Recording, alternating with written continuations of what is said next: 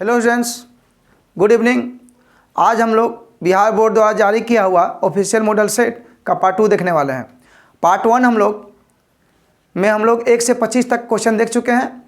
आज हम लोग इससे आगे क्वेश्चन देखेंगे। तो पार्ट 1 जो भी बच्चे नहीं देखे हैं उसका लिंक मैं डिस्क्रिप्शन में प्रोवाइड कर दूंगा, आप लोग वहाँ से जाके देख सकते हैं।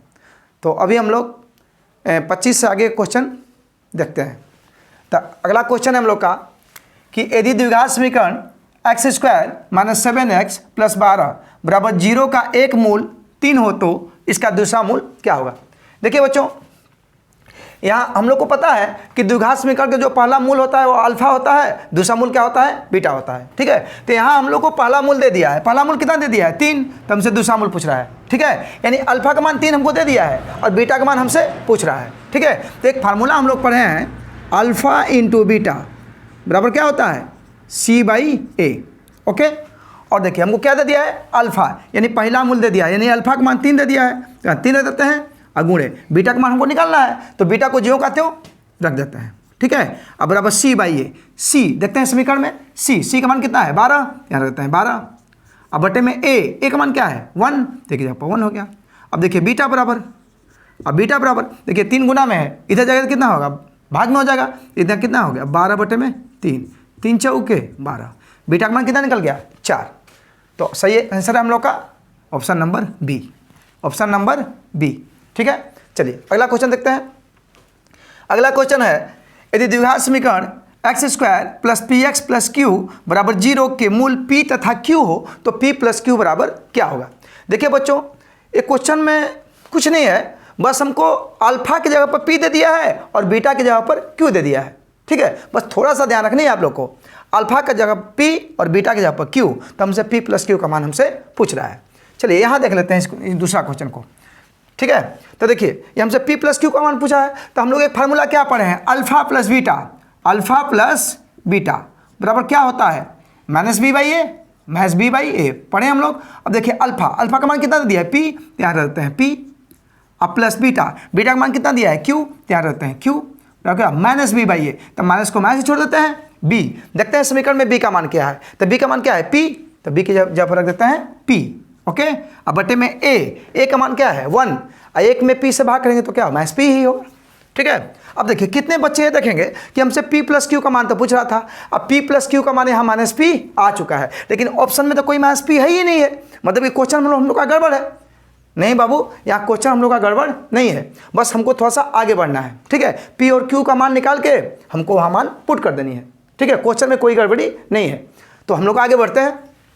अब देखिए -p है, इधर जाके जब पक्षांतर करेंगे, जब बराबर के इधर लेंगे तो क्या हो जाएगा, प्लस p हो जाएगा। ये क्या हो गया, p अब प्लस p, ये प्लस q है, उधर जाएगा तो -q हो गया।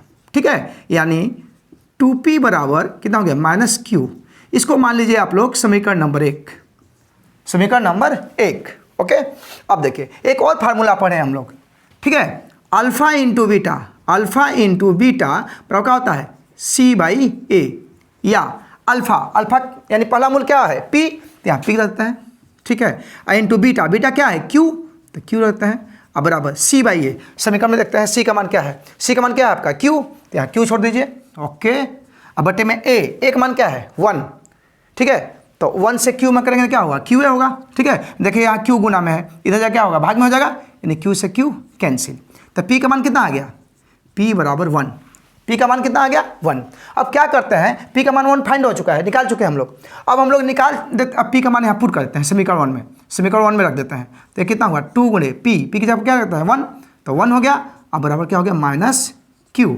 ओके, या q बराबर 2 में 2 आई माइनस आ जाएगा इधर, यानी कितना q का मान कितना हो गया -2, q का मान कितना हो गया -2। देखिए p का मान भी निकाल लिए हम लोग और q का मान भी निकाल लिए। अब क्या करते हैं कि हम लोग जो है, हमसे किसका मान पूछ रहा था, p + q का, तो p + q का मान निकाल देते हैं। तो p + q बराबर p का मान कितना निकाले हैं 1, तो यहाँ 1 छोड़ दीजिए। देखिए यहाँ प्लस का चिन्ह है, प्लस का चिन्ह दे दिए। q का मान कितना निकाले हैं हम लोग -2, तो यहाँ -2 रख देते हैं। ओके, चलिए, या 1 ± -2। ठीक है, 1 - 2 कितना हुआ -1, कितना हुआ -1। तो सही आंसर क्या आ गया आपका -1। ऑप्शन में देखते हैं, ऑप्शन नंबर बी, यही हमारा सही आंसर है। ठीक है, चलिए क्वेश्चन नंबर 28 देखते हैं। क्वेश्चन है हम लोग का द्विघात समीकरण 3x² - 13x + 10 बराबर 0 का विव्यक्तिकर है। देखिए बच्चों, हमसे विव्यक्तिकर पूछ रहा है, यानी डी का मान पूछ रहा है, जिसको विवेचक भी बोलते हैं। क्या बोलते हैं? विवेचक, यानी विव्यक्तिकर। तो देखिए डी बराबर क्या पढ़े हो आप लोग? डी बराबर b² - 4ac, यही हम लोग से पूछ रहा है, यानी b² - 4ac का मान हमसे पूछ रहा है। चलिए मान रख देते हैं b का मान कितना है? -13। b का मान -13, तो -13 हो गया। इसका स्क्वायर है, स्क्वायर कर दिए, माइनस है, माइनस का चिन्ह। 4 गुणे a का मान कितना है? 3, यहाँ 3 रख दीजिए, गुणे c का मान कितना है? 10, यहाँ 10 रख दीजिए। ओके, चलिए सॉल्व कीजिए। -13 के स्क्वायर यानी -13 गुणे -13 कितना? 169। ठीक है, माइनस, चलिए इसको मल्टीप्लाई कीजिए। 4 तिहाई 12, 12 दहा में 120। ठीक है, 169 - 120 कितना हुआ? 9 को 9 हो गया, 6 में से 2 गया 4, कैंसिल हो गया 49। तो व्यक्तिगत कितना हो गया? 49। ऑप्शन नंबर ए, यही हमारा सही आंसर है। ठीक है, चलिए आगे चलते हैं। 29 नंबर क्वेश्चन, द्विघात समीकरण x × 2x + 5 बराबर 0 के मूलों का गुणनफल है। देखिए बच्चों, हमसे मूलों का गुणनफल पूछ रहा है। ठीक है, तो सबसे पहले क्या करते हैं, ये द्विघात समीकरण के रूप जैसा हमको दिख नहीं रहा है। ठीक है, तो सबसे पहले इसको हम लोग सरल कर लेते हैं, यानी सॉल्व कर लेते हैं। हमको क्या दिया हुआ है? x × 2x + 5 बराबर 0, यही है ना। चलिए इसको सॉल्व करते हैं, या इसका गुना इसमें भी, इसका गुना इसमें भी, तो कितना हो जाएगा? 2x² प्लस को प्लस हो गया, अब 5 में x से कितना हो गया? 5x, और कितना हो गया? 0। अब इसको हम लोग मूलों का गुणनफल निकालते हैं।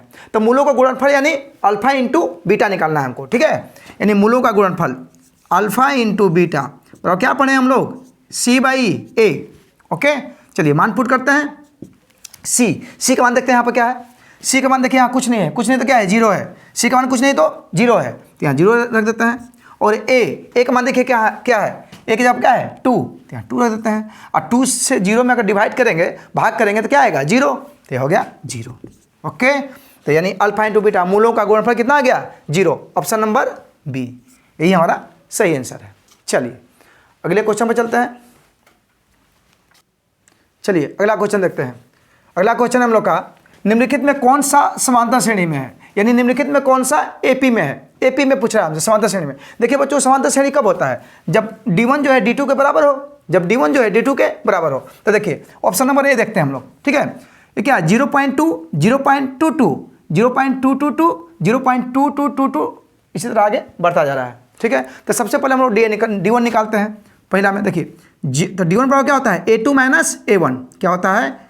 A2 - A1। ओके, तो देखिए ये पहला पद है, ये दूसरा, तीसरा, चौथा, उसी तरह आगे बढ़ता जाएगा। ठीक है, तो A2 दूसरा पद क्या है? 0.22, और हमको क्या माइनस करना है? A1 मान कितना है? 0.2, तो यहाँ माइनस कर देते हैं 0.2 कीजिए। 2 का 2 हुआ, 2 में से 2 गया 0.02। ठीक है, यानी D1 का मान कितना निकल गया? 0.02। अब D2 निकाल के देखते हैं। D2 बराबर, ठीक है, यानी D2 क्या हुआ? तीसरा पद माइनस दूसरा पद, A3 - A2, तो A3 का मान कितना है? 0.222। ठीक है, और A2 दूसरा पद कितना है? 0.22। चलिए माइनस कीजिए, 2 में से 2 गया 0, 2 में से 2 गया 0.02। यहाँ देखिए D1 का मान निकला था 0.02 और D2 का मान निकल गया 0.002। क्या ये दोनों बराबर हैं? नहीं बराबर है, मतलब ए हमारा AP में नहीं है, ये हमारा AP में नहीं है, समांतर श्रेणी में नहीं है। चलिए दूसरा देखते हैं। चलिए दूसरा देख लेते हैं यहीं पर। अब दूसरा देखते हैं, ये क्या है? √7। तो √7 को हम लोग √7 ही छोड़ देते हैं। ठीक, अब इसको देखिए √28 को देखते हैं। तो √28 को हम लोग क्या ले सकते हैं? √7 × 4। देखिए 4 तो रूट से बाहर निकल जाएगा, तो क्या हो गया? 4 का वर्गमूल 2, तो क्या होगा? 2। 7 का वर्गमूल नहीं निकलेगा, ये रूट में ही रहेगा, तो 2√7। ओके, चलिए अगला देखते हैं √63 बराबर। तो √63 को हम लोग क्या ले सकते हैं? 7 × 9, 7 × 9। 7 तो रूट में ही रहेगा, लेकिन 9 का वर्गमूल कितना हो जाएगा? 3, कितना हो गया 3√7, 3√7। ओके चलिए रूट 112 को देखते हैं। रूट 112 इसको तोड़ते हैं हम लोग। तो रूट 112 क्या लिख सकते हैं 16 5 80, 16 7 112। ठीक है 16 गुणे 7, 16 गुणे 7, 16 6 96, 16 7 112। ठीक है अब देखिए 16 का वर्गमूल 4, 7 तो रूट में ही रहेगा, इसका वर्गमूल नहीं निकलेगा, 4√7। चलिए हम लोग D1 निकालते हैं। तो D1 बराबर क्या होता है, D1 बराबर दूसरा पद माइनस पहला पद, A2 माइनस A1। A2 का मान कितना है 2√7, 2√7 माइनस A1 पहला पद √7। अगर हम लोग माइनस करेंगे 2√7 में से √7 तो कितना हो गया √7। ओके चलिए अब D2 देखते हैं। D2 बराबर क्या हो गया तीसरा पद माइनस दूसरा पद, तीसरा पद माइनस दूसरा पद, तीसरा पद कितना है 3√7, तो हो गया 3√7 और माइनस दूसरा पद क्या है 2√7, 2√7 कितना हो गया √7। उसी प्रकार से आप D3 निकालिएगा तो क्या होगा चौथा पद माइनस तीसरा पद, ये भी कितना आ जाएगा √7 ही आ जाएगा। यानी सभी क्या है बराबर है, D1 D2 D3 सब क्या है आपस में बराबर है। तो हमारा AP में कौन सा है, समांतर श्रेणी में कौन सा है, ऑप्शन नंबर बी हमको यहीं पर मिल चुका है, ऑप्शन नंबर बी। ओके चलिए अब क्वेश्चन नंबर 31। चलिए अगला क्वेश्चन पाते हैं। अगला क्वेश्चन है हम लोग का कि समांतर श्रेणी 12 10 8 ... का कौन सा पद 0 है। हमसे पूछ रहा है कि 12 10 8 का कौन सा पद 0 है। ठीक है यानी हमको an का मान दे दिया है 0, इसमें हमको कौन सा पद 0 है, यानी हमको वो पद पूछ रहा है जो 0 है। यानी an का मान कितना दे दिया है 0, रखते हैं an पद हमको दे दिया an बराबर 0। हमसे कौन सा पद पूछ रहा है, यानी नंबर हमसे पूछ रहा है कि वो नंबर कौन सा है। ओके तो देखिए n पद बराबर क्या होता है, एक फार्मूला आप लोग पढ़े होंगे, n पद यानी an बराबर a plus n minus 1 into D. ठीक है a क्या होता है प्रथम पद, d क्या होता है आपका सर्वांतर, a क्या होता और n जो है क्या होता है नंबर यानी पदों की संख्या। ओके तो nवां पद an का मान कितना दे दिया 0, तो an का मान रखते हैं 0 बराबर a यानी प्रथम पद कितना है आपका 12, तो यहाँ रख देते हैं 12। ओके प्लस n माइनस 1, यही हमसे पूछ रहा है कौन सा पद, तो n को n ही छोड़ देते हैं और माइनस 1 को 1 ही छोड़ देते हैं। d सर्वांतर निकाल लेते हैं। सर्वांतर क्या होता है d बराबर दूसरा पद माइनस पहला पद, तो 10 में से 12 घटाएंगे कितना होगा -2, यहाँ रखते हैं -2। ओके अब देखिए इसको सॉल्व कर लेते हैं। यानी 0 बराबर ये कितना हुआ 12, ये देखिए प्लस माइनस और 2 में n का गुना करेंगे क्या हुआ 2n। ठीक है और ये देखिए माइनस प्लस और 2 का ही 2। ओके या इसको आगे सॉल्व कर लेते हैं। 0 बराबर ओके ये देखिए 12 2 कितना हो गया 14, 12 2 14, तो 14 और माइनस 2n। ओके या इसको आगे सोल्व कर लेते हैं। देखिए -2n है, इधर जाकर क्या हुआ +2n, तो 2n बराबर कितना हो गया 14, यानी n बराबर 2 गुना में इधर जाएगा भाग में हो जाएगा यानी 7। n का मान कितना गया 2 7 14, n का मान कितना हो गया 7। देखिए ऑप्शन में देखते हैं ऑप्शन नंबर ए, यही हमारा सही आंसर है। ओके चलिए आगे चलते हैं। समांतर श्रेणी -5 -1 3 7 ... का सर्वांतर है। बच्चों हमसे सर्वांतर पूछ रहा है। ठीक है कॉमन डिफरेंस, यानी कॉमन डिफरेंस कितना है सर्वांतर कितना है। ठीक है तो सर्वांतर बराबर क्या पढ़े हम लोग, यानी d बराबर दूसरा पद माइनस पहला पद, यानी a2 माइनस a1। दूसरा पद कितना है आपका -1 दे दिए, या माइनस का चिन्ह है माइनस चिन्ह। a1 पहला पद कितना है -5, यहाँ हम रख देते हैं -5। देखिए कितने बच्चे यहाँ गड़बड़ कर देते हैं, a2 माइनस a1 पूछ रहे हैं ना, वो लोग क्या करते हैं कि a2 का मान कितना है -1 रख दिए और फिर यहाँ माइनस सीधे -5 कर देते हैं, गड़बड़ हो जाता है। इसलिए हमको ध्यान रखना है यहाँ पर a2 का मान -1 है तो -1 रखेंगे, यहाँ घटाव चिन्ह देंगे और क्या घटाना है -5, इसलिए हम -5 रखेंगे। ठीक है थोड़ा ध्यान से। अब देखिए बराबर ये -1 का -1 हो गया, ये माइनस प्लस 5। देखिए माइनस प्लस माइनस 5 में से गया 4।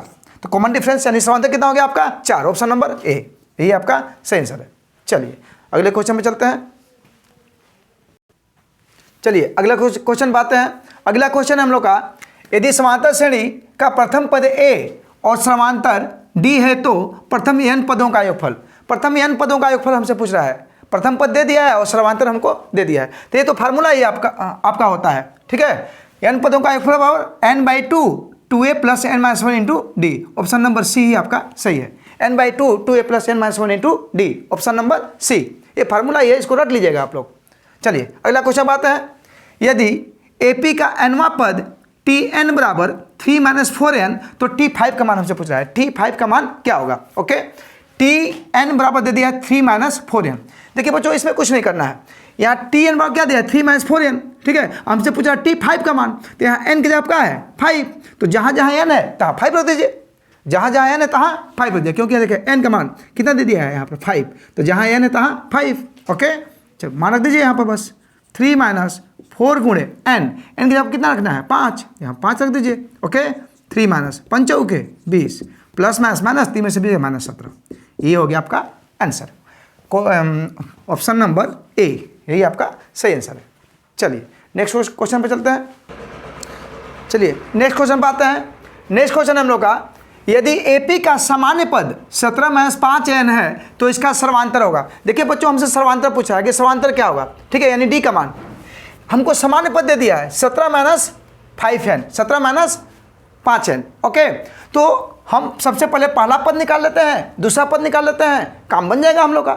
हमको सर्वांतर यानी D का मान तो चाहिए, D यानी A2 - A1। ओके, तो हम लोग पहला देखें, सामान्य पद दिया है आपका 17 - 5n, ठीक है। तो सबसे पहले पहला पद निकाल लेते हैं, A1 बराबर, और A1 का मान निकालना ईजी है।